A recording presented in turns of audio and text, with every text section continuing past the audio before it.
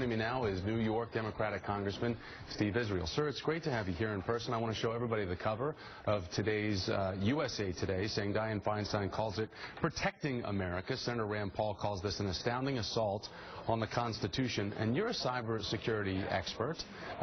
What do you make of all of this? I mean, is this really necessary to protect Americans? Is this for our best interests? Well, thank you for having me on, first of all. Look, this tension between protecting our personal privacy and protecting our national security has been as old as our republic. The Alien and Sedition Acts, Lincoln's suspension of habeas corpus during the Civil War, and now this. There has always been a profound tension between protecting our personal privacy and protecting our national security. This is exactly why we must have checks and balances. This is exactly why we must have oversight. And I want to make sure that when you have this tension, Congress is conducting oversight, and we have those vital checks and balances to ensure that the government does not go too far. Do you believe in the PRISM program?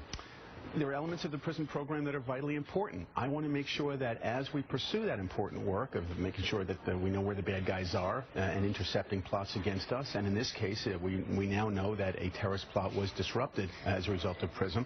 I just want to make sure that we don't capture innocent Americans in that dragnet. That's why you've got to have checks and balances. All right, so we look at the cover of the Huffington Post, says George W. Obama. One headline from Politico asks, is this really the fourth term of George W. Bush? And here's what Nicole Wallace, Nicole being the former communications director for Bush 43, had to say about it on Morning Joe. On the one hand, the hypocrisy is staggering, that Barack Obama ran against everything George W. Bush had done and stood for. He didn't just run against his policies, he ran against his moral compass. He has now swerved to the right of the Bush-Cheney anti-terror policies in such a dramatic way that I can't do anything but applaud his aggressive anti-terror tactic. All right, so the New York Times, sir, has a scathing op-ed piece about President Obama, saying President Obama has lost all credibility on this issue. This morning, Politico's playbook reveals that line, lost all credibility, was changed Thursday night to add on this issue, so to make it very specific. But the question that people had with Bush and now that they have with President Obama is, who's watching the watchers, and how are we supposed to believe that the oversight is being allocated and done so properly? What the group that is supposed to be watching the watchers is the Foreign Intelligence Surveillance Courts, the FISA courts. What I want to know now is, are they working? I think we have to open that process up a little bit more. We do have balance in the case of PRISM and Verizon. It was a FISA order that allowed that. That's supposed to be the check. That's supposed to be the balance. I think we need to know more and have a review of how those FISA courts are operating. All right, so meanwhile, these tech giants that I mentioned off the top of the hour are denying this involvement. Apple, we have never heard of PRISM. Google does not have a backdoor for the government to access private user data. Facebook, we provide information only to the extent required by law. Microsoft, we provide customer data only when we receive a legally binding order. Yahoo, we do not provide the government with direct access to our network.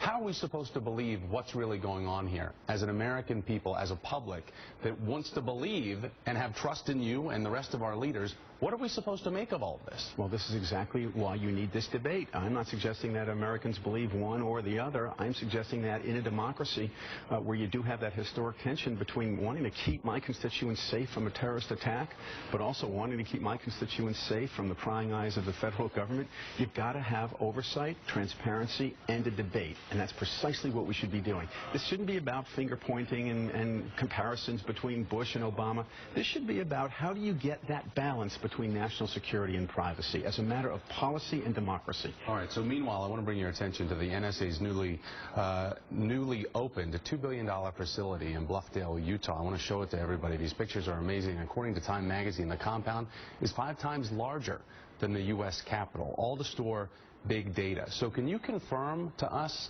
if American data is going to be stored there, American citizen data stored there, $2 billion for this facility? In the case of both PRISM and the Verizon issue, the focus was non-Americans. The focus was potential foreign threats, gathering information or patterns of information that pertain to foreign and external threats.